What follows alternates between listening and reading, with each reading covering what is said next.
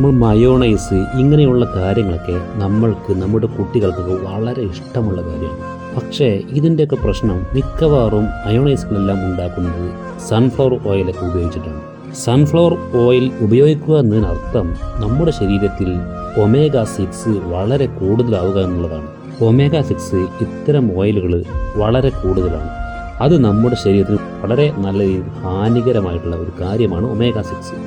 അതല്ലെങ്കിൽ ഒമേഗ 6 അനുസരിച്ച് omega 6ൻ്റെ damage control ചെയ്യുന്ന ഒമേഗ 3യും അതുപോലെ വർദ്ധിക്കണം. പക്ഷെ സാധാരണയായി നമ്മുടെ ശരീരം ഒമേഗ 3 കുറവും ഒമേഗ 6 വളരെ കൂടുതലുമാണ്. അതുകൊണ്ടാണ് ഇത്തരം ഓയിലുകളൊന്നും ഒരിക്കലും ഉപയോഗിക്കരുത് എന്ന് പറയുന്നത്.